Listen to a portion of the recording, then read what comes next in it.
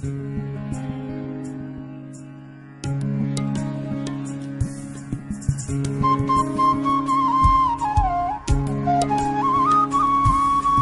एक गहरा कुआं हूं इस जमीन पर, बेशुमार लड़के लड़कियों के लिए कि उनकी प्यास बुझाता रहूं।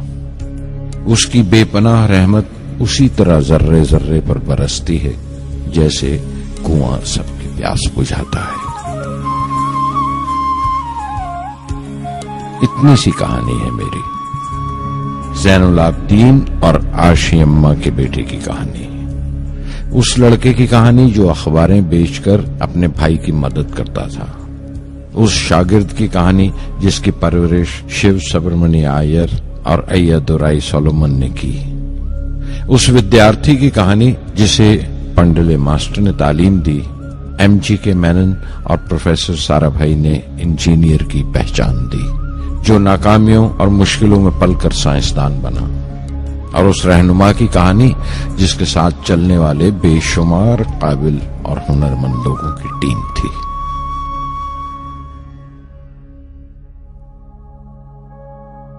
मेरी कहानी मेरे साथ खत्म हो जाएगी, क्योंकि दुनियावी मानों में मेरे पास कोई पूंजी नहीं है। मैंने कुछ हासिल नहीं किया, जमा नहीं किया, मेरे पास कुछ नहीं और कोई नहीं, न बेटा न बेटी न परिवार। मैं दूसरों के लिए मिसाल नहीं बनना चाहता, लेकिन शायद कुछ पढ़ने वालों को प्रेरणा मिले कि अंतिम सुख रूह और आत्मा की तस्कीन है। खुदा की रहमत उनकी विरासत है।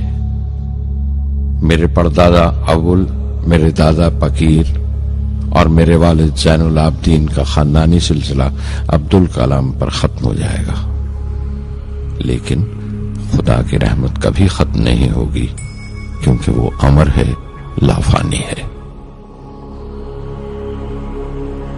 पूर्णमद पूर्णमिदं पूर्णात् पूर्णमुदच्यते पूर्णस्य पूर्णमादाय पूर्णमेवावशिष्यते। ओम पूर्णमद पूर्णमिदं पूर्णात् पूर्णमुदच्यते पूर्णस्य पूर्णमादाय पूर्णमेवावशिष्यते। पूर्णमद पूर्णमिदं पूर्णात् पूर्णमुदच्यते पूर्णस्य पूर्णमादाय पूर्णमेवावशिष्यते। पूर्णमद पूर्णमिदं पूर्णात् पूर्णमुदच्यते पूर्णस्य पूर्णमादाय पूर्णमेवावशिष्यते।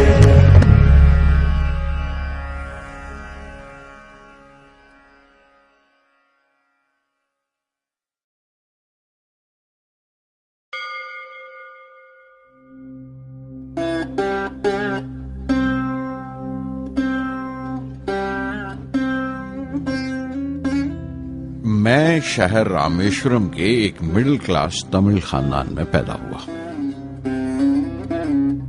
मेरे अब्बा ज़ैनुल आबिदीन के पास न तालीम थी न दौलत, लेकिन इन मजबूरियों के बावजूद एक दानाई थी उनके पास और हौसला था। और मेरी मां जैसी मददगार थी आशी अम्मा। उनकी कई औलादों में एक मैं भी था, बुलंद कामत माँ बाप का एक छोटे से कद वाला मामूली शक्ल सूरत का लड़का। अपने पुश्तैनी मकान में रहते थे हम, जो कभी 19वीं सदी में बना था। काफी वसी और पक्का मकान था रामेश्वरम की मस्जिद स्ट्रीट में। मेरे अब्बा हर तरह के ऐशो आराम से दूर रहते थे, मगर जरूरियात की तमाम चीजें मुयस्सर थीं। सच तो यह है कि मेरा बचपन बड़ा महफूज था, मादी तौर पर भी और जज्बाती तौर पर भी, मटीरियली एंड इमोशनली।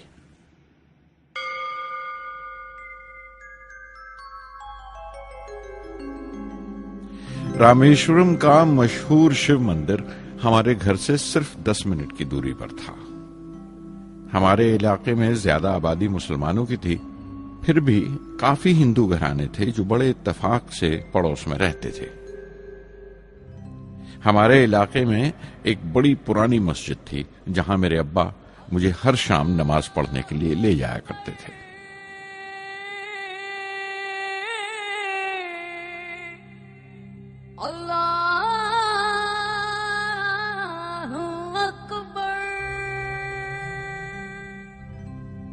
रामेश्वरम मंदिर के बड़े पुरोहित पक्षी लक्ष्मण शास्त्री मेरे अब्बा के पक्के दोस्त थे।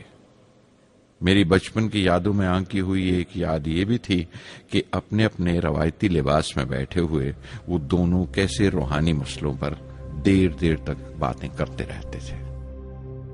मेरे अब्बा मुश्किल से मुश्किल रूहानी मामलों को भी तमिल की आम जबान में बयान कर लिया करते थे। एक बार मुझसे कहा था, जब आफत आए तो आफत की वजह समझने की कोशिश करो, मुश्किलें हमेशा खुद को परखने का मौका देती हैं।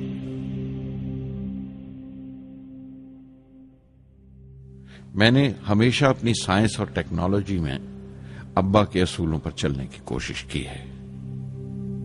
मैं इस बात पर यकीन रखता हूं कि हमसे ऊपर भी एक आला ताकत है, एक महान शक्ति है जो हमें मुसीबत, मायूसी और नाकामियों से निकालकर सच्चाई के मुकाम तक पहुंचाती है।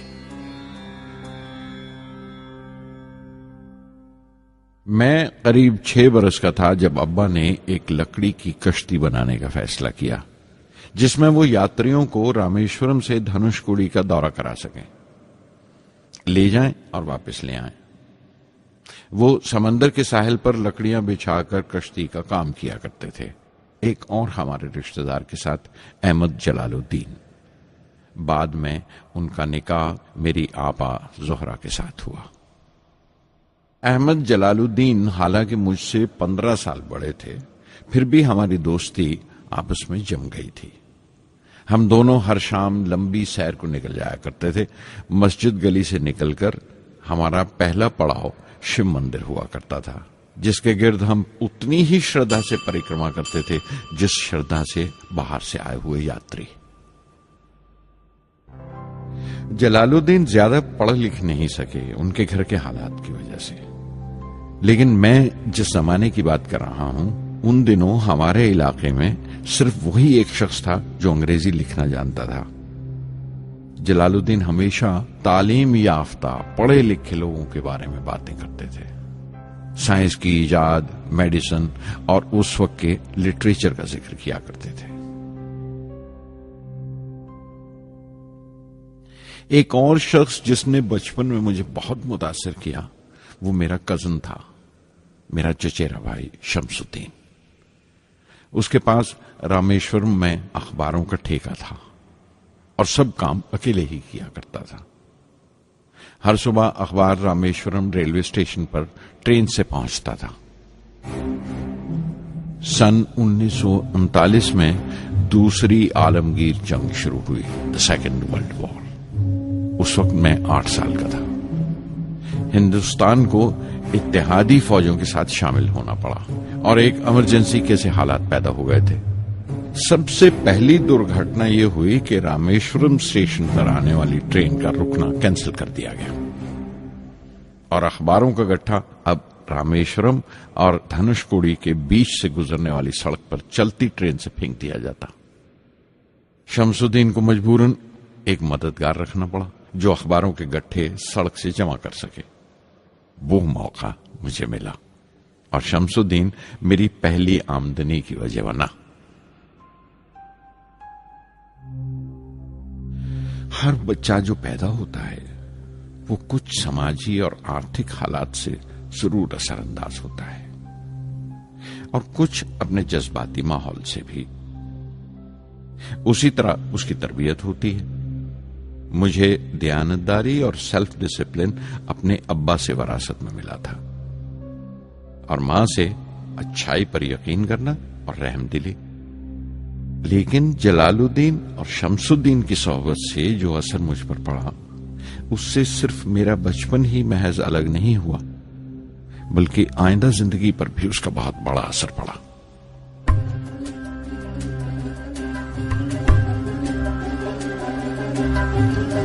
மகற்கு ஆற்றும் நன்றி அபயத்து முந்தி இருப்பச்செயல்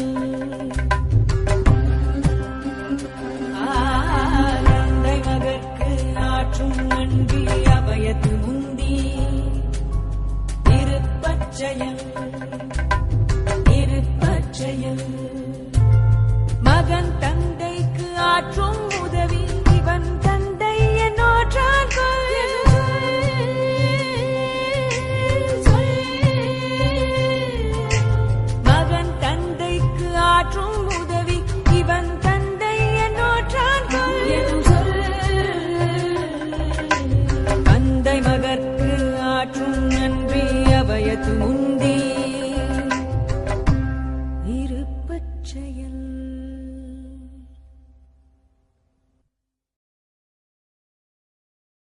फिर जंग खत्म हो गई और हिंदुस्तान की आजादी बिल्कुल यकीनी हो गई।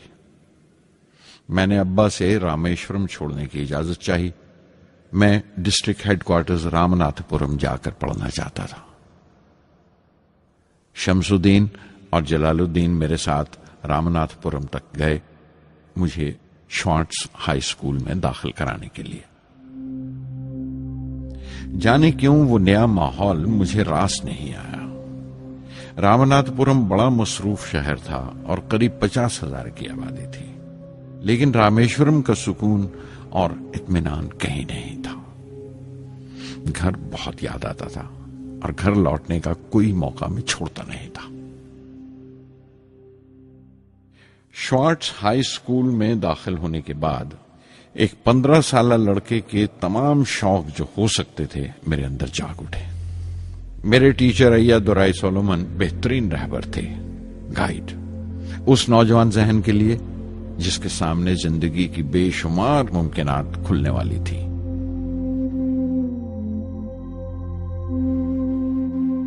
रामनाथपुरम के उस अरसे क़याम में उनसे मेरा रिश्ता उस्ताद शागिर्द या गुरु शिष्य से भी आगे निकल गया। अय्यादुराई कहा करते थे, जिंदगी कामयाब होने और नतीजे हासिल करने के लिए 3 ताकतों पर काबू पाना बहुत जरूरी है: ख्वाहिश, यकीन और उम्मीद। अय्यादुराई सोलोमन, जो बाद में रेवरेंड हो गए, कहा करते थे, इससे पहले कि मैं चाहूं कुछ हो जाए, ये जरूरी है कि मेरे अंदर उसकी पूरी शिद्दत से ख्वाहिश हो और यकीन हो कि वो होगा। मैं अपनी जिंदगी से अगर मिसाल दूं तो मुझे बचपन से ही आसमान के इसरार और परिंदों की परवाज हमेशा हैरान करती थी, फैसिनेट करती थी। समंदर में कूंजों और बगलों को ऊंची उड़ाने लगाते देखता था तो उड़ने को जी करता था। मैं एक सादा लोग गांव ही का लड़का तो था, लेकिन मुझे यकीन था कि एक दिन मैं जरूर उन कूंजों की तरह बुलंद उड़ाने लगाऊंगा, बुलंदी पर परवाज करूंगा। और हकीकत यह है कि रामेश्वरम से उड़ने वाला मैं पहला लड़का था।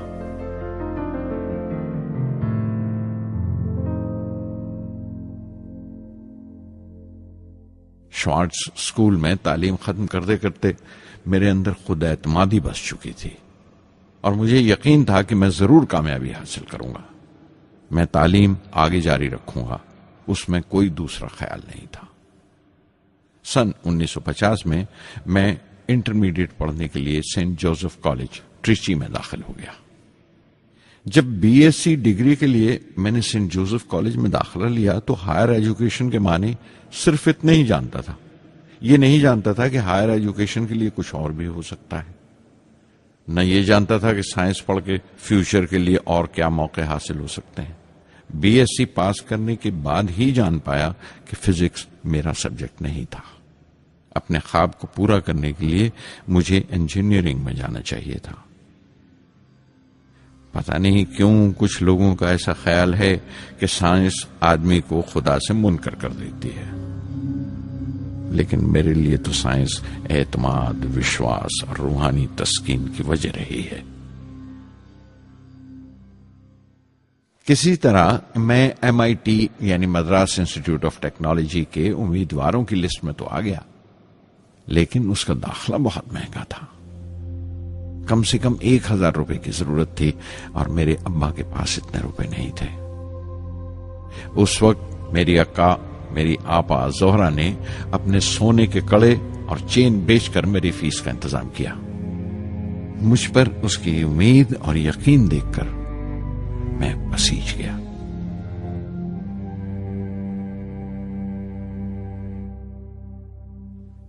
MIT में सबसे ज्यादा मजा आया। वहां 2 हवाई जहाज रखे देखकर जो उड़ान से बरी कर दिए गए थे, मुझे उनकी तरफ एक अजीब सा खिंचाव महसूस होता था। और जब सब लड़के हॉस्टल लौट जाते थे, मैं कई कई घंटे उनके पास बैठा रहता था। फर्स्ट ईयर मुकम्मल करने के बाद जब मुझे अपने ज्यादा खुसूसी मजमून चुनना थे, यानी अपनी स्पेशल ब्रांच का चुनाव करना था, तो मैंने फॉरेन एरोनॉटिकल इंजीनियरिंग का चुनाव कर लिया। MIT की तालीम के दौरान मुझे 3 टीचर्स ने बहुत मुतासिर किया। Professor Sponder, professor KAV Pandalai, professor Narasingha Rao. Professor Sponder technical aerodynamics सिखाते थे। एरोनॉटिकल इंजीनियरिंग में दाखिले से पहले मैंने उनसे सलाह ली थी। उन्होंने समझाया था कि मुझे मुस्तकबिल का फैसला करने से पहले मुस्तकबिल की मुमकिनात के बारे में नहीं सोचना चाहिए, बल्कि सोचना चाहिए एक अच्छी बुनियाद के लिए और अपने रुझान और इश्तियाक के बारे में कि उसमें कितनी शिद्दत है, मेरे एप्टीट्यूड्स और एस्पिरेशन में कितनी इंटेंसिटी है। मैं खुद भी होने वाले इंजीनियरिंग स्टूडेंट्स से कहना चाहता हूं कि जब वो अपना स्पेशलाइजेशन का चुनाव करें तो ये देखें कि उनमें कितना शौक है, कितना उत्साह है और लगन है उस शोबे में जाने के लिए। प्रोफेसर KAV पंडले ने मुझे एरोस्ट्रक्चर डिजाइन सिखाया और उसका तज्जिया भी, विश्लेषण, एनालिसिस भी। वो बड़े खुशदिल और दोस्त टीचर थे और हर साल कोई ना कोई नया तरीका, नया नजरिया लेकर आते थे कोर्स में।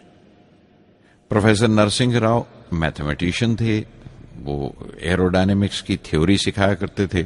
उनकी क्लास में दाखिल होकर मुझे मैथमेटिकल फिजिक्स बाकी तमाम सब्जेक्ट्स से ज्यादा अच्छा लगने लगा।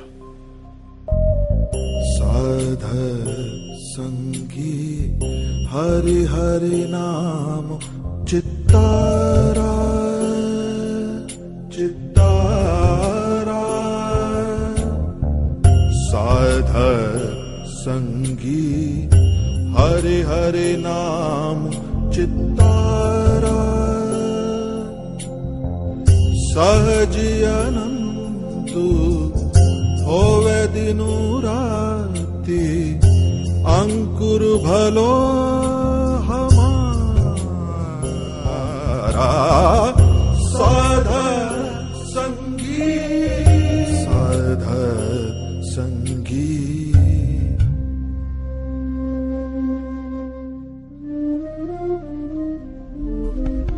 गुरुपुरा भेटियो बड़ भागी, गुरुपुरा भेटियो बड़ भागी, जाको अंतु न पारावारा, अंतु न पारावारा, नानक सरनी कही स्वामी की, पुनः पुनः नमस्कार, साध संगी साध संगी।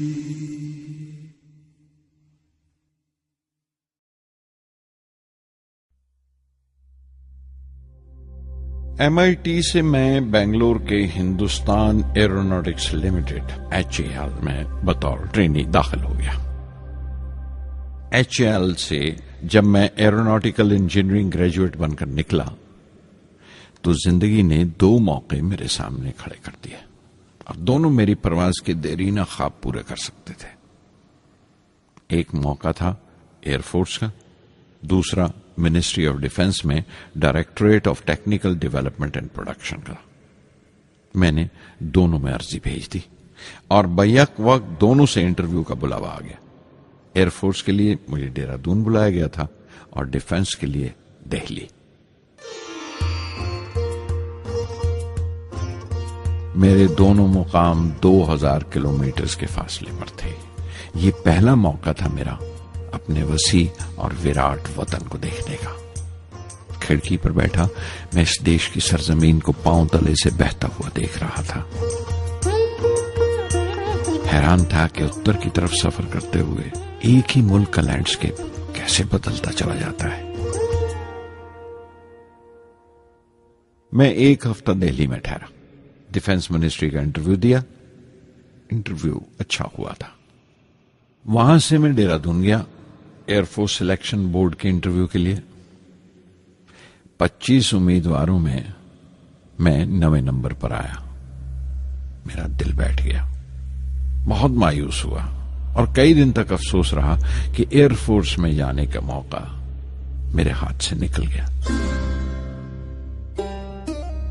मैं ऋषिकेश चला गया, दिल पर यह बोझ लेकर कि आने वाले दिन बड़े सख्त होंगे।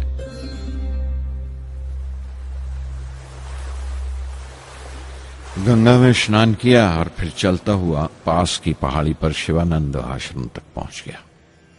स्वामी शिवानंद से भेंट हुई। देखने में बिल्कुल गौतम बुद्ध लगते थे, सफेद दूधिया धोती और पांव में लकड़ी की खड़ाऊ। उनकी बच्चों सी मासूम मुस्कान और सादा दिली देखकर बहुत प्रभावित हुआ मैंने बताया उन्हें कैसे मैं इंडियन एयरफोर्स में भर्ती होने से रह गया और मेरी कितनी शदीद ख्वाहिश थी आसमानों में उड़ने की, परवास करने की।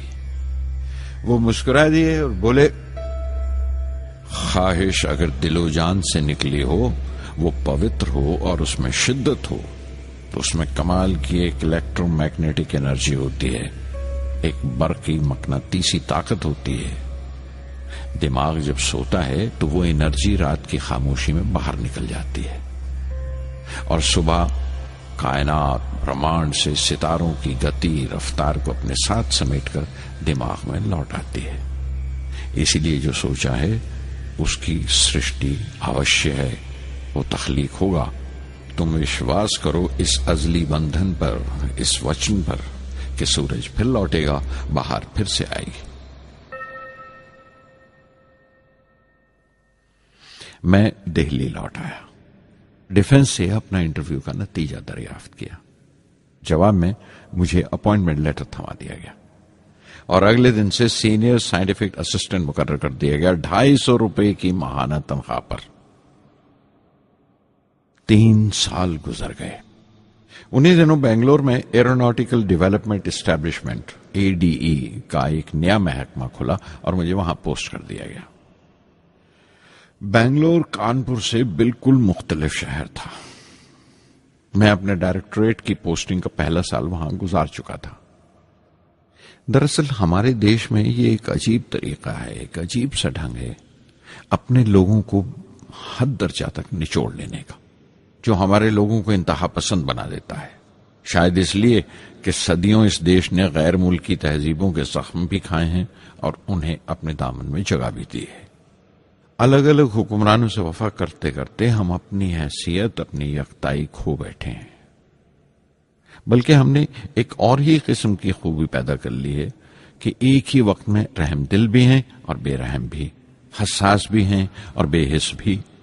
जितने गहरे हैं उतने ही सतही।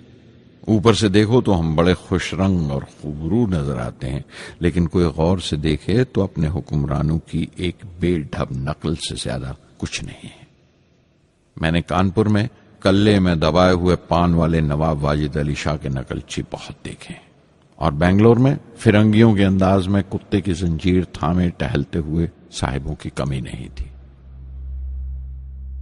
बेंगलोर में रहकर मैं रामेश्वरम की सुकून और गहरे शांत वातावरण के लिए तरसता था।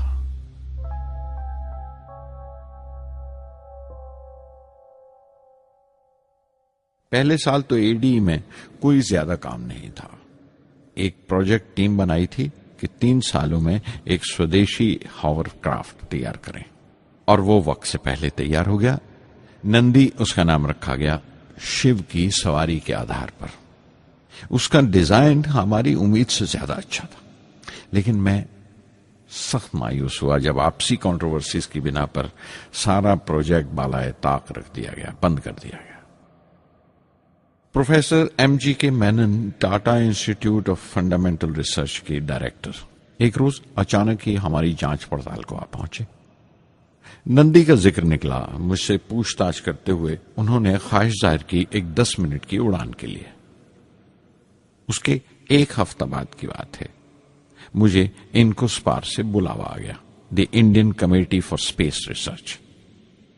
मैं मुंबई चला गया रॉकेट इंजीनियर की पोस्ट के लिए इंटरव्यू देने।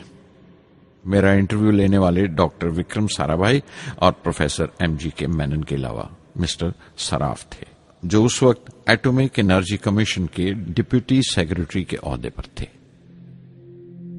डॉक्टर साराभाई की गर्मजोशी ने पहली ही मुलाकात में मेरा दिल मोह लिया।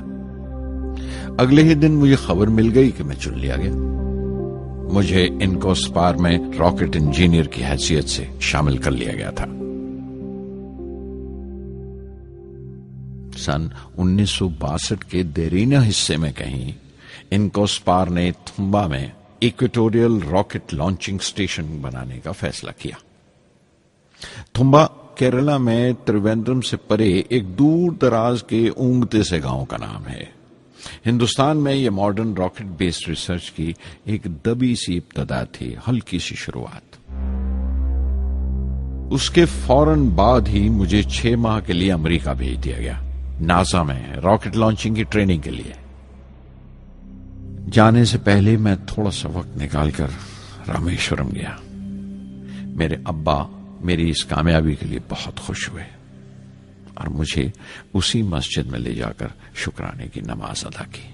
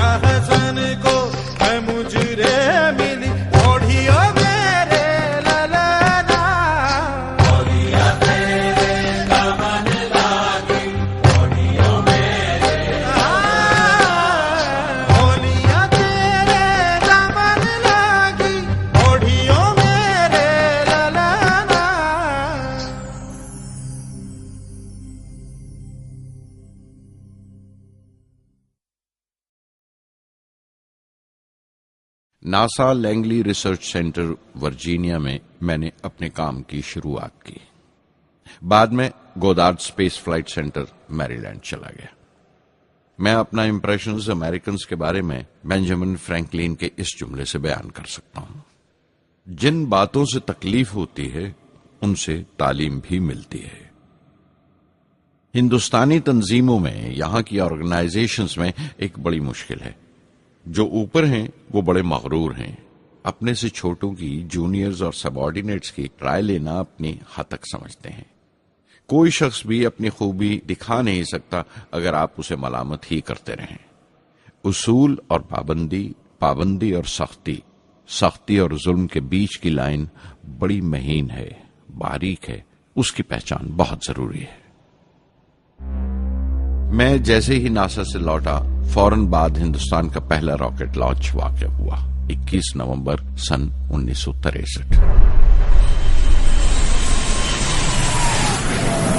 वो साउंडिंग रॉकेट था, नाम नाइकी अपैची। नाइकी अपैची की कामयाबी के बाद प्रोफेसर साराभाई ने अपनी आरजू, अपने एक ख्वाब का इजहार किया, एक Indian satellite launch vehicle ISLV का सपना। हिंदुस्तानी रॉकेट का ख्वाब 20वीं सदी में एक तरह से 18वीं सदी का ख्वाब भी कहला सकता है, जो टीपू सुल्तान ने देखा था।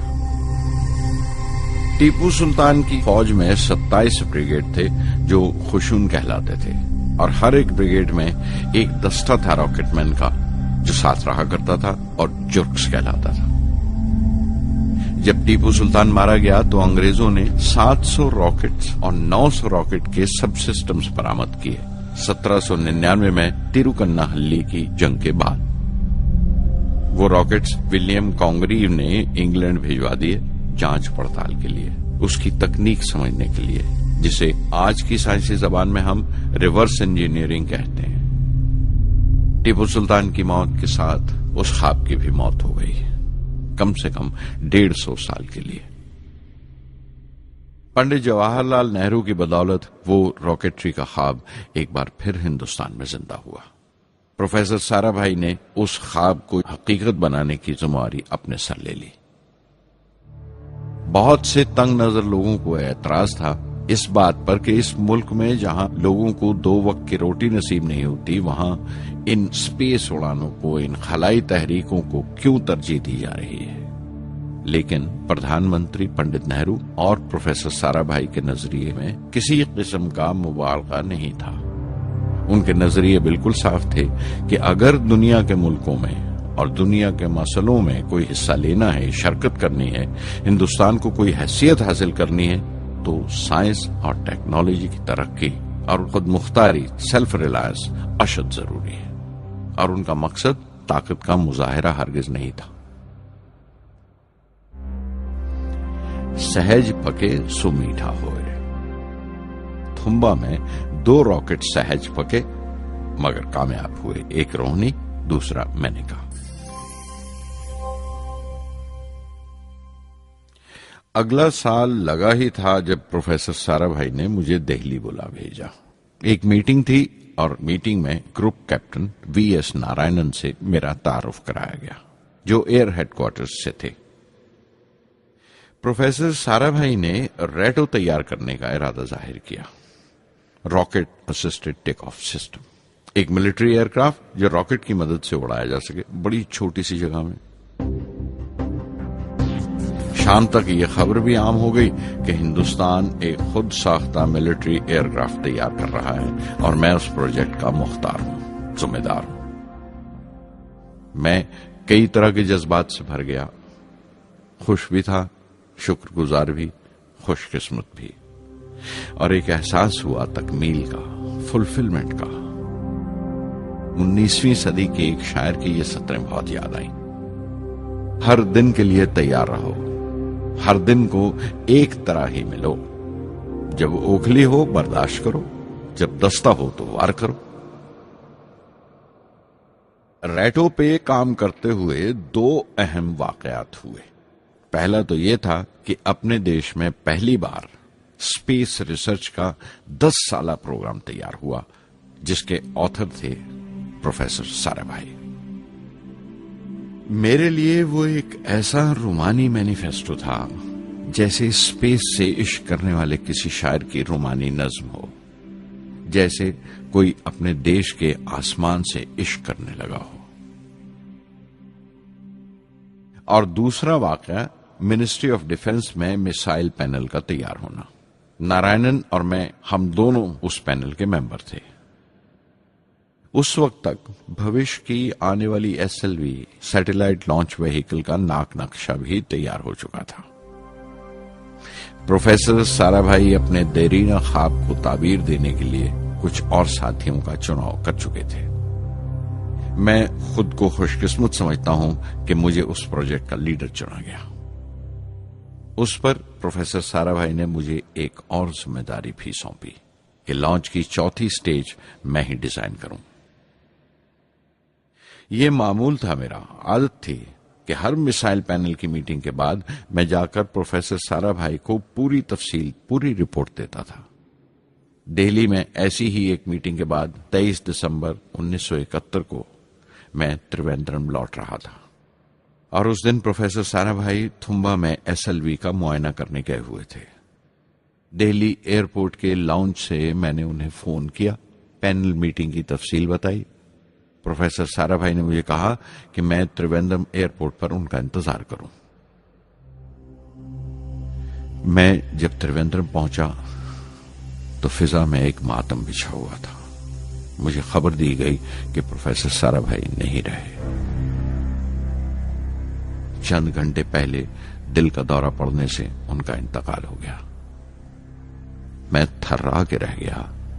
चंद घंटे पहले ही तो मैंने उनसे बात की थी। मेरे लिए वो बहुत बड़ा सदमा था। प्रोफेसर साराभाई मेरी नजर में इंडियन साइंस के राष्ट्रपिता हैं, जैसे राष्ट्र के पिता महात्मा गांधी हैं।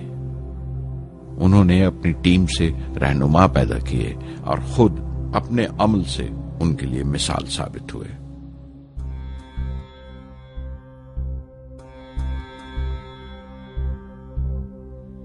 నానాటి బతుకు నాటకము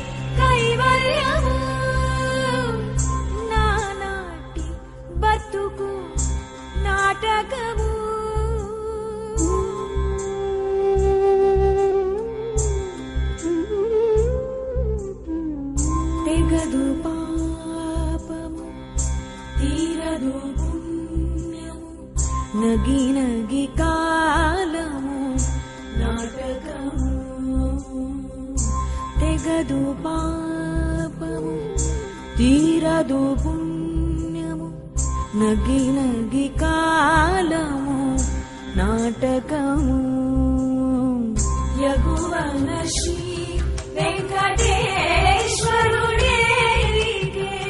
యగువన శ్రీ వెంకటేశ్వరుడేరికే గగనము నీతిది కైవల్యము గగనము నీతిది కైవల్యము కైవల్యము.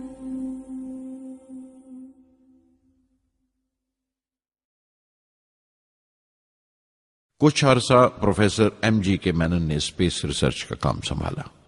बिलाखिर प्रोफेसर सतीश धवन को Indian Space Research Organisation ISRO की जिम्मेदारी सौंप दी गई. तुम्बा का पूरा कॉम्प्लेक्स एक बड़े पैमाने पर स्पेस सेंटर बना दिया गया और Vikram Sarabhai space centre VSSC का नाम दिया गया. जिसने वो सेंटर कायम किया था उसी के नाम से उस जगह की श्रद्धांजलि पेश की गई. मशहूर मेटलर्जिस्ट डॉक्टर ब्रह्म प्रकाश VSSC के पहले डायरेक्टर मुकर्रर हुए. कोई भी शख्स अपनी जिम्मेवारी में तभी कामयाब हो सकता है अगर वो बारसूख हो, मोतबर हो और अपने फैसलों के लिए उसे सही हद तक आजादी हो. शायद निजी जिंदगी में भी तसल्ली का यही एक रास्ता है.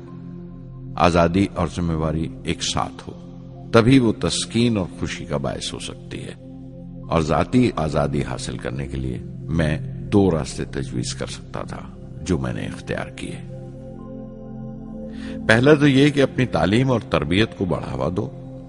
इल्म, नॉलेज बड़ा कारआमद हथियार है, बहुत काम आता है. इल्म जितना ज्यादा होगा उतनी ज्यादा आजादी के हकदार होगे. इल्म वो पूंजी है जो कोई छीन नहीं सकता. टीम की रहनुमाई तभी मुमकिन है अगर आपकी जानकारी मुकम्मल हो, अप टू डेट हो.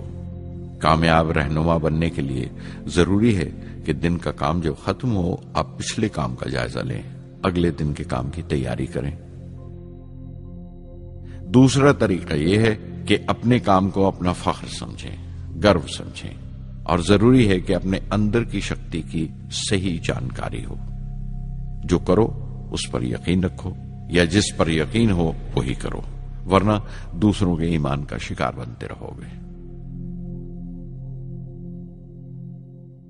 SLV प्रोजेक्ट के पहले 3 सालों में साइंस के बहुत से नए नए इसरार खुले और आहिस्ता आहिस्ता साइंस और टेक्नोलॉजी का फर्क समझ आने लगा. रिसर्च और अमल, डेवलपमेंट का फासला पता चलने लगा. किसी भी इजाद में गलतियां होना लाजमी है, लेकिन हर गलती कामयाबी की तरफ एक और कदम उठाती है, एक और सीढ़ी बन जाती है. किसी भी तख्लीक की तरह SLV-3 की तख्लीक भी कई दर्दनाक लम्हों से गुजरी. एक रोज जब मैं और मेरे तमाम साथी अपने कामों में पूरी तरह डूबे हुए थे, मेरे घर से एक मौत की इत्तला पहुंची. मेरे दोस्त और हमदर्द मेरे बहनोई जलालुद्दीन का इंतकाल हो गया था. कुछ देर के लिए तो मैं सुन्न होकर रह गया. मेरी आंखों में अंधेरा छा गया.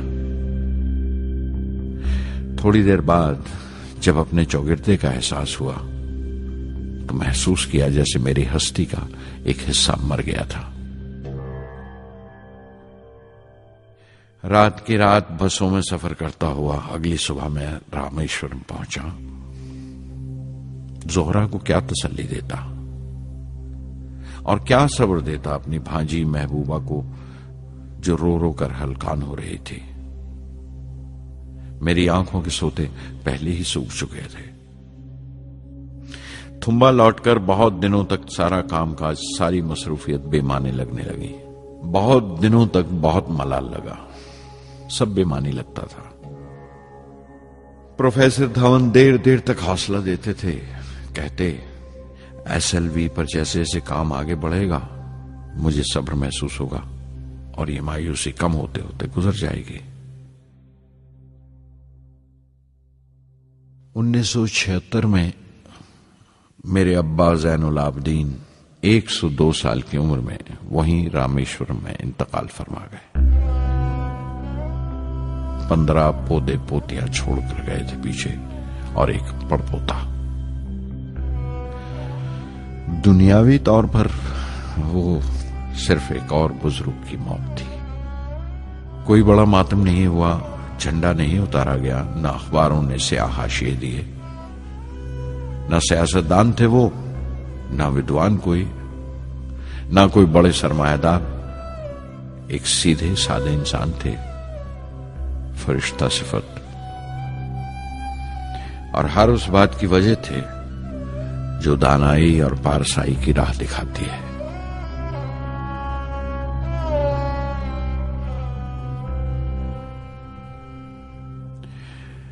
मैं बहुत देर तक अपनी मां के पास बैठा रहा, चुपचाप। और जब उठा थुम्बा लौटने के लिए तो उसने रुंधे गले से दुआएं दी मुझे।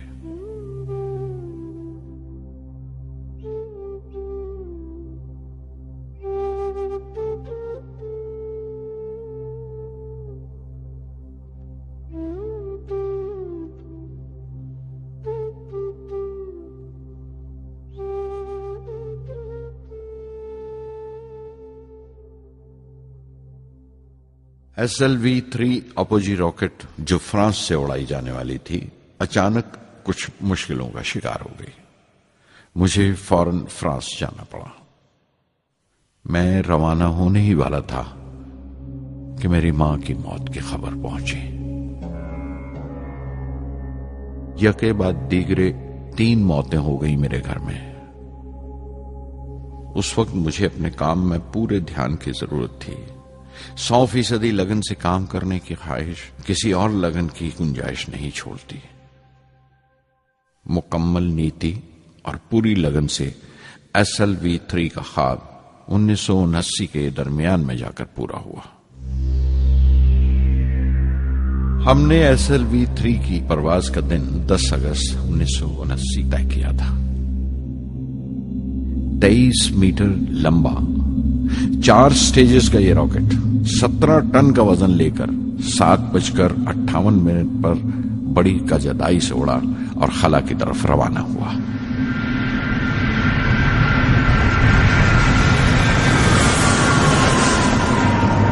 पहली स्टेज हर तरह से पुख्ता निकली और बड़े आराम से रॉकेट दूसरी स्टेज में दाखिल हो गया। हम सब दम खुद रह गए, सांस रोके बैठे थे। हमारे बरसों का ख्वाब आसमान की तरफ सफर कर रहा था।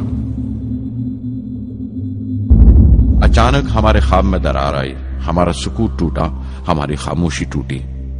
दूसरी स्टेज काबू से बाहर होने लगी थी। 317 सेकंड के बाद परवाज टूट गई।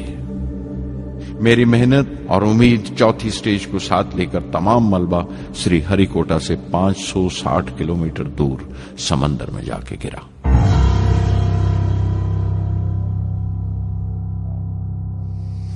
इस हादसे से हम सबको सख्त सदमा पहुंचा। मैं गम और गुस्से से भर गया, नुचड़ गया, बिल्कुल जिस्मानी तौर पर भी और जहनी तौर पर भी। मैं सीधा अपने कमरे में गया और बिस्तर में धंस गया। मैंने अपने कंधे पर एक दिलासे का हाथ महसूस किया तो आंख खोली।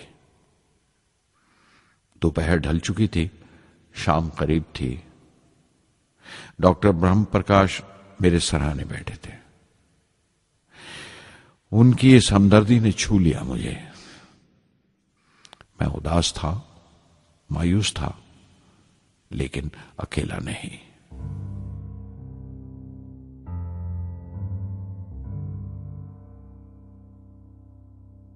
हर शख्स तकनीकी जमा तफरीक और बहस मुबासे के बाद मुतमईन हो चुका था, संतुष्ट हो चुका था, लेकिन मुझे इत्मीनान न आया और मुसलसल बेचैन रहा।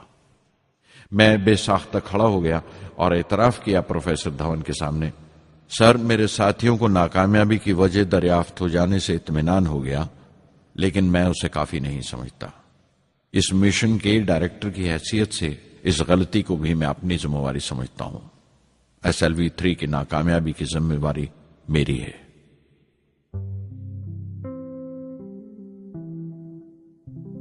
साइंस का काम कमाल दर्जा उत्साह भी देता है, खुशी भी और उतनी ही गहरी मायूसी भी। इस तरह के वाकयात सोच सोचकर मैं दिल को ढारस देता रहा। यह ख्याल कि इंसान चांद पर उतर सकता है सबसे पहले एक रूसी साइंटिस्ट ने सोचा था। उसे हकीकत बनने में 40 साल गुजर गए जब अमेरिका ने उसे पूरा किया।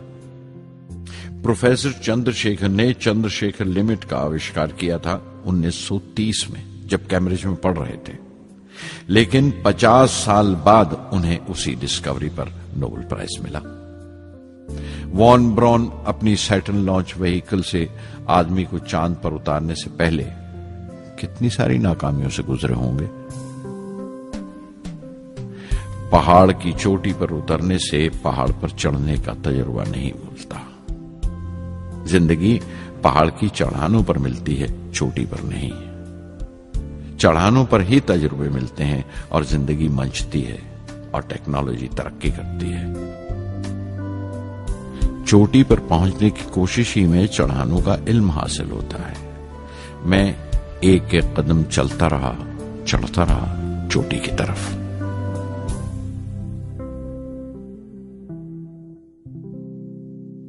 SLV-3 की उड़ान से 30 घंटा पहले 17 जुलाई 1980 के दिन अखबारों की सुर्खियां तरह तरह की राय और अंदाजों से भरी हुई थीं। ज्यादातर रिपोर्टर्स ने पहली SLV की उड़ान याद दिलाई थी कि किस तरह वो रॉकेट फेल हो गया था और उसका मलबा समंदर में जाकर गिरा था। कुछ लोगों ने तो देश की दूसरी खामियों का जिक्र करते हुए भी उसे SLV-3 से जोड़ दिया था। मैं जानता था कि अगले दिन का नतीजा हमारे फ्यूचर के स्पेस प्रोग्राम का फैसला करने वाला है। मुख्तसर ये कि सारी कौम की नजरें हम पर गड़ी हुई थीं। 18 जुलाई 1980 सुबह 8:03 पर हिंदुस्तान का पहला सैटेलाइट लॉन्च व्हीकल उड़ा।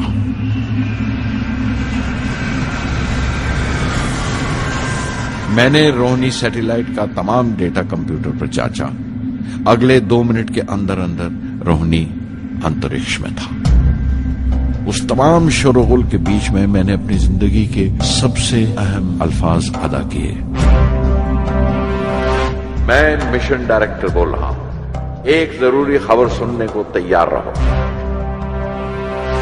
चौथी स्टेज कामयाबी के साथ रोहिणी सैटेलाइट को लेकर अंतरिक्ष में दाखिल कर रही है। मैं ब्लॉक से बाहर आया तो मेरे साथियों ने मुझे कंधों पर उठा लिया और नारे लगाते हुए जुलूस निकाला। सारी कौम में एक जोश की लहर दौड़ गई। हिंदुस्तान उन चंद कौमों में शामिल हो गया था जिनके पास सैटेलाइट लॉन्च की काबिलियत थी। हमारी कौम का एक ख्वाब पूरा हुआ था और हमारे इतिहास का एक नया बाब खुला, एक नया चैप्टर। प्रधानमंत्री इंदिरा गांधी ने मुबारकबाद का तार भेजा और सबसे ज्यादा हिंदुस्तान के साइंसदान खुश थे कि ये पूरी कोशिश स्वदेशी थी, हमारी अपनी थी। मैं कुछ मिले जुले जज्बात से गुजर रहा था। मैं खुश था कि पिछली 2 दहाइयों से जिस कोशिश में था बिलाखिर उसमें कामयाब हुआ।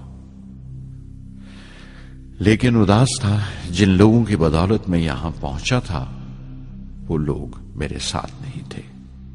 मेरे अब्बा, मेरे बहनोई जलालुद्दीन और प्रोफेसर साराभाई। SLV-3 की कामयाबी के महीने भर के अंदर ही प्रोफेसर धवन का फोन आया एक दिन और दिल्ली बुलाया प्रधानमंत्री से मिलने के लिए। मेरी एक छोटी सी उलझन थी कपड़ों को लेकर। हमेशा से बड़े आमियाना से कपड़े पहनता हूं और पांव में चप्पल या स्लीपर कह लो। प्रधानमंत्री को मिलने जैसा वो लिबास नहीं था, मेरे लिए नहीं, उनके एहतराम के लिए। सुना तो प्रोफेसर धवन बोले, कपड़ों की फिक्र मत करो, तुमने जो शानदार कामयाबी पहन रखी है वो काफी है।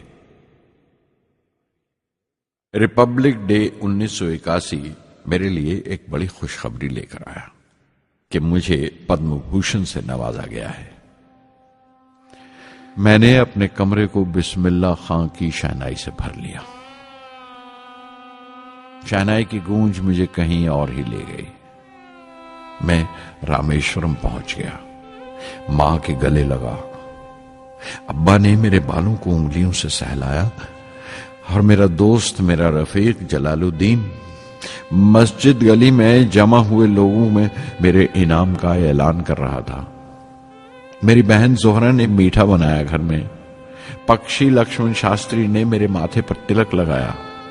फादर सोलोमन ने मेरे हाथ में सलीब देकर दुआ पढ़ी और प्रोफेसर सारा भाई को देखा। उनके चेहरे पर मुस्कुराहट थी, फख्र था। जो पौधा वो लगाकर गए थे अब पूरा पेड़ बन चुका था, जिसके फल हिंदुस्तान की आवाम तक पहुंच रहे थे।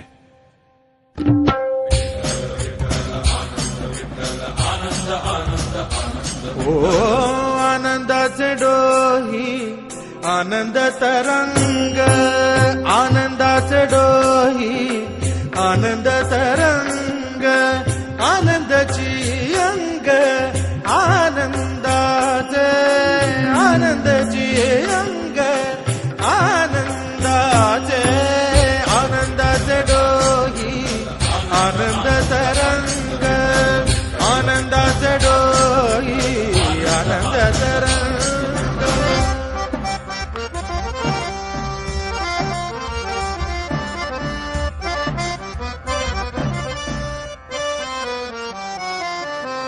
गर्भाचे आवडी मातेचा डोहळा, तेथीचा जिव्हाळा येथे प्रेंबे। गर्भाचे आवडी मातेचा डोहळा, तेथीचा जिव्हाळा तेथे प्रेंबे। तुका म्हणे तैसा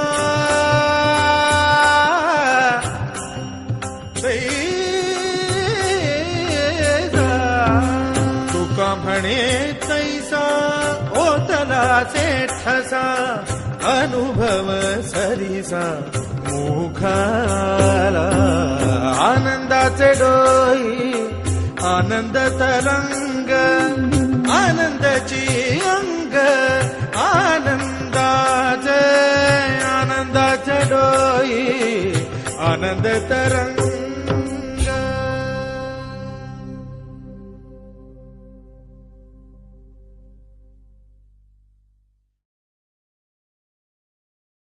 पहली जून 1982 मैंने defence research and development laboratory DRDL की जिम्मेवारी संभाल ली।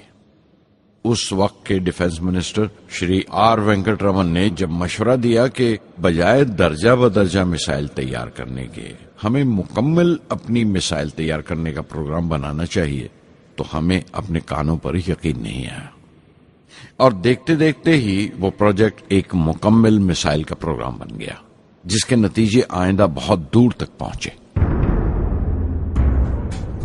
हर एक प्रोजेक्ट का नाम हिंदुस्तान की खुद मुख्तारी, सेल्फ रिलायंस का सबूत था। सरफेस टू सरफेस मिसाइल का नाम पृथ्वी रखा गया, टैक्टिकल कोर व्हीकल को त्रिशूल का नाम दिया गया, surface to air defence system Akash कहलाया, एंटी टैंक मिसाइल प्रोजेक्ट को नाग के नाम से पुकारा गया और मेरे देरीना ख्वाब रेक्स को यानी re entry experiment launch vehicle को मैंने अग्नि का नाम दिया। मिसाइल टेक्नोलॉजी का हुनर दुनिया की कुछ चुनी हुई कौमों के पास ही था। वो बड़े ताज्जुब से हमारी तरफ देख रहे थे कि हम क्या करने जा रहे हैं और कैसे करेंगे। हम एक मीटिंग में बैठे हुए अपने मकसद को पूरा करने के लिए 1984 की निशानदेही कर रहे थे जब डॉक्टर ब्रह्म प्रकाश की मौत की खबर आई। मेरे लिए वो एक और सदमा था। पहली SLV की नाकामी के वक्त जिस तरह उन्होंने ढारस दी थी मुझे, वो याद करके मैं और ज्यादा गमगीन हो गया।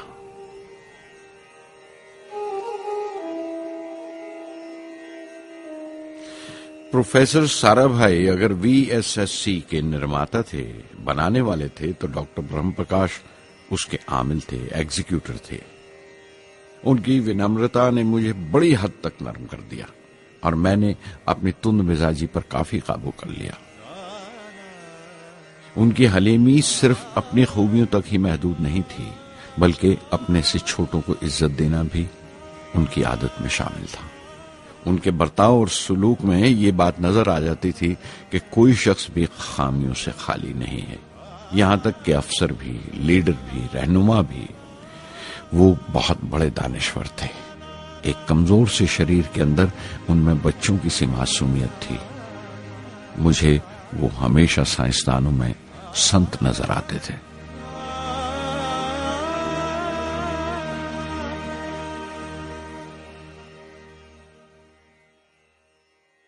पृथ्वी का काम अपनी तकमील को पहुंच रहा था जब हम 1988 में दाखिल हुए।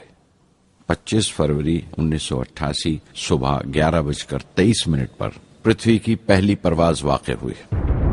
हमारे मुल्क में वो एक ऐतिहासिक मौका था। पृथ्वी सिर्फ एक सरफेस टू सरफेस मिसाइल ही नहीं, बल्कि आइंदा आने वाली तमाम किस्म की मिसाइल का बुनियादी नक्शा भी था। फ्यूचर का मॉड्यूल था वो। पृथ्वी ने हमारे आस पड़ोस के मुल्कों को दहला दिया। मगरबी यानी वेस्टर्न मुल्कों को पहले तो हैरत हुई, फिर गुस्से का इजहार किया और पाबंदी लगा दी इंडिया के लिए कि वो ऐसी कोई चीज बाहर के मुल्कों से न खरीद सकें जो उनके मिसाइल प्रोग्राम में इस्तेमाल हो सकती हो या काम आ सकती हो। मिसाइल की इजाद में हिंदुस्तान की खुद मुख्तारी ने दुनिया के तमाम तरक्की याफ्ता मुल्कों को परेशान कर दिया। अग्नि की टीम में 500 से ज्यादा साइंसदान शामिल थे। अग्नि की परवाज 20 अप्रैल 1999 तय पाई थी। लॉन्च की तमाम तैयारियां मुकम्मल हो चुकी थीं और हिफाजत के लिए यह फैसला किया गया था कि लॉन्च के वक्त आसपास के तमाम गांव खाली करा दिए जाएं। अखबारात और दूसरी मीडिया ने इस बात को बहुत उछाला।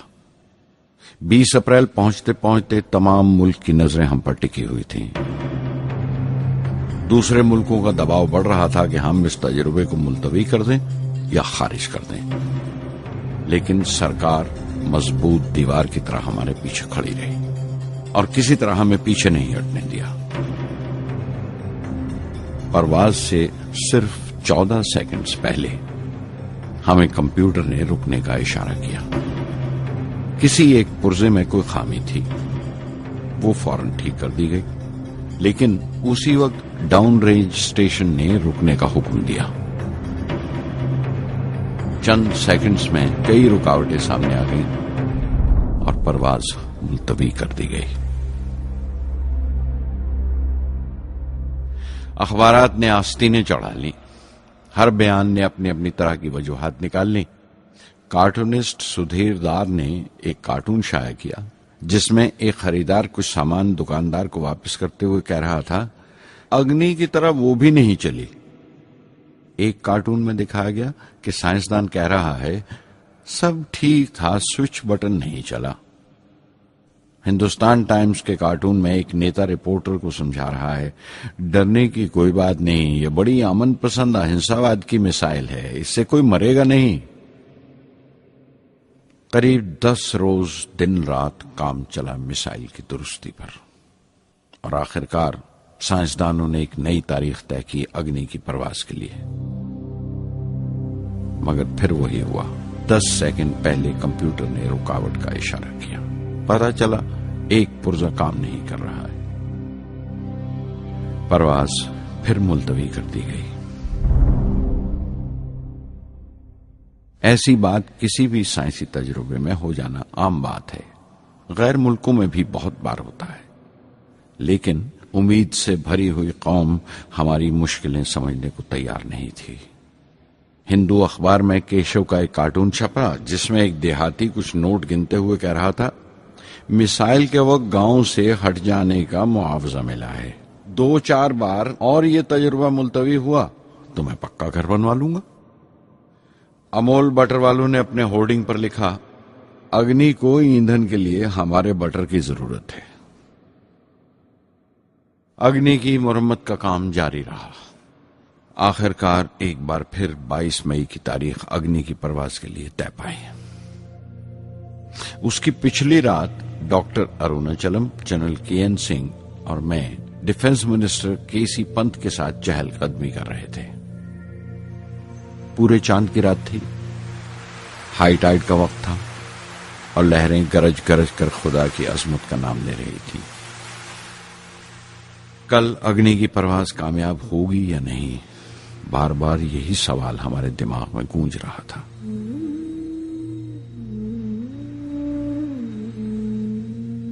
डिफेंस मिनिस्टर ने एक लंबी खामोशी को तोड़ते हुए पूछा, कलाम, कल अग्नि की कामयाबी मनाने के लिए क्या चाहते हो तुम? मैं क्या चाहता था? क्या था जो नहीं था मेरे पास? अपनी खुशी के इजहार के लिए मुझे क्या करना चाहिए? और अचानक मुझे जवाब मिल गया, हम 1 लाख पेड़ों की कोंपले लगाएंगे, मैंने कहा और उनके चेहरे पर रौनक आ गई। तुम अपनी अग्नि के लिए धरती मां का आशीर्वाद चाहते हो, बोले। कल यही होगा, उन्होंने पेशेंगोई की।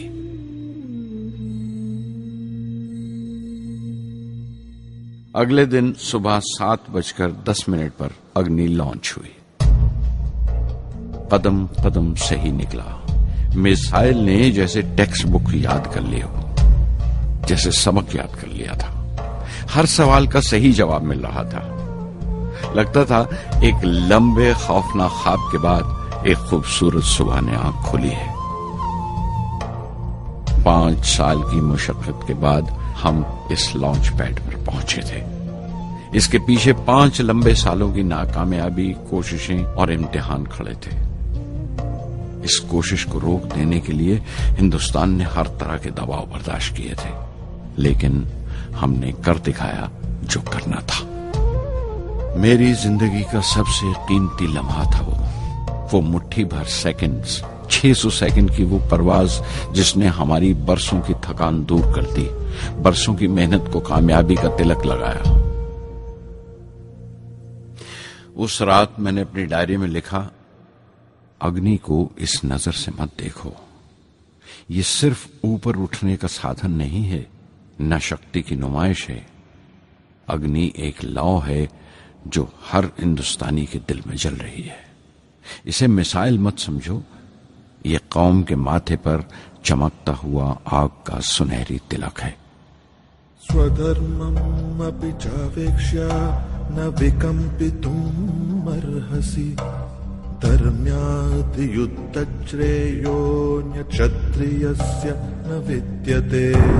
स्वधर्मम् अपि चावेक्ष्य न विकम्पितुम् अर्हसि, धर्म्याद् युद्धश्रेयोऽन्य क्षत्रियस्य न विद्यते। अदच्चेत्त्वम् इमम् धर्म्यम् सङ्ग्रामम् न करिष्यसि, तदस्वधर्मम् कीर्तिम् च हित्वा पापम् अवाप्स्यसि, हित्वा पापम् अवाप्स्यसि।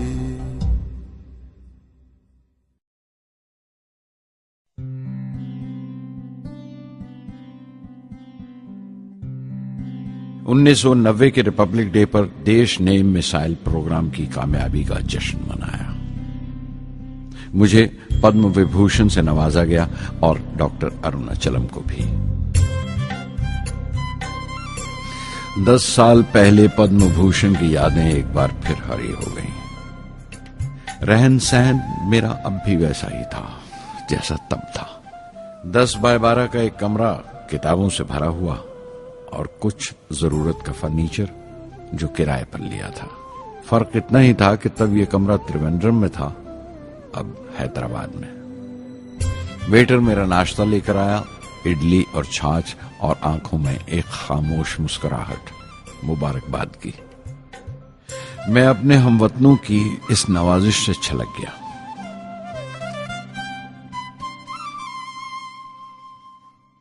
मैं जानता हूं कि बहुत से साइंसदान और इंजीनियर मौका मिलते ही वतन छोड़ जाते हैं, दूसरे मुल्कों में चले जाते हैं ज्यादा रुपया कमाने के लिए, ज्यादा आमदनी के लिए।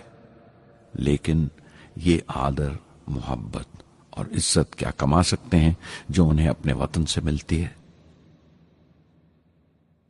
15 अक्टूबर 1991 में 60 साल का हो गया। मुझे अपने रिटायरमेंट का इंतजार था। चाहता था कि गरीब बच्चों के लिए एक स्कूल खोलूं। ये वो दिन थे जब मैंने सोचा कि अपनी जिंदगी के तजुर्बे, मुशाहिदे और वो तमाम बातें कलमबंद करूं जो दूसरों के काम आ सकें। एक तरह से अपनी स्वाने उम्री लिखूं, अपनी जीवनी। मेरे ख्याल में मेरे वतन के नौजवानों को एक साफ नजरिए और दिशा की जरूरत है। तभी ये इरादा किया कि मैं उन तमाम लोगों का जिक्र करूं जिनकी बदौलत मैं ये बन सका जो मैं हूं। मकसद ये नहीं था कि मैं कुछ बड़े बड़े लोगों के नाम लूं, बल्कि ये कि कोई शख्स कितना भी छोटा क्यों ना हो, उसे हौसला नहीं छोड़ना चाहिए। मसले, मुश्किलें जिंदगी का हिस्सा हैं और तकलीफें कामयाबी की सच्चाइयां हैं। जैसा कहा है किसी ने, खुदा ने यह वादा नहीं किया कि आसमान हमेशा नीला ही रहेगा, जिंदगी भर फूलों से भरी राहें मिलेंगी। खुदा ने यह वादा नहीं किया कि सूरज है तो बादल नहीं होंगे, खुशी है तो गम नहीं, सुकून है तो दर्द नहीं होगा। मुझे ऐसा कोई गुरूर नहीं कि मेरी जिंदगी सबके लिए एक मिसाल बनेगी, मगर यह हो सकता है कि कोई मायूस बच्चा किसी गुमनाम सी जगह पर जो समाज के किसी माजूर हिस्से से ताल्लुक रखता हो, ये पढ़े और उसे चैन मिले। ये पढ़े और उसकी उम्मीद रोशन हो जाए। हो सकता है ये कुछ बच्चों को नाउमीदी से बाहर ले आए और जिसे वो मजबूरी समझते हैं वो मजबूरी ना लगे। उन्हें यकीन रहे कि वो जहां भी हैं खुदा उनके साथ है।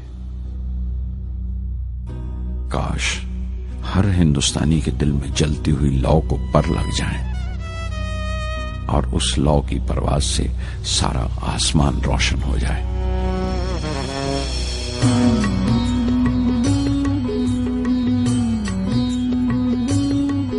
ये ज़मीं मेरी, मेरा आसमां, बड़ा खूबसूरत है जहां।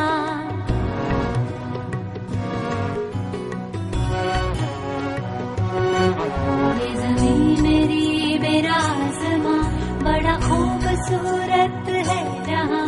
मेरी जिंदगी परवाज़ है, वो फिजा मेरी, मैं उड़ूं जहां। मेरी जिंदगी परवाज़ है, वो फिजा मेरी, मैं उड़ूं जहां। ये ज़मीं मेरी, मेरा आसमां, बड़ा खूबसूरत है जहां। कभी धूप लेप के आसमां हमने सुनहरी कर लिया। कभी धूप लेप के आसमां हमने सुनहरी कर लिया। फिर धूप बांध के पाँव में हम उड़े हैं ठंडी हवाओं में। ज़मीं मेरी, मेरा आसमां, बड़ा खूबसूरत है जहां। कभी वक्त उठा के सरों पे हम और आग लेके परों पे हम। कभी वक्त उठा के सरों पे हम और आग लेके परों पे हम। कभी छानी खाली खला कहीं, हम उड़े जहाँ पे हवा नहीं। ज़मीं मेरी, मेरा आसमां, बड़ा खूबसूरत है जहां। मेरी जिंदगी परवाज़ है,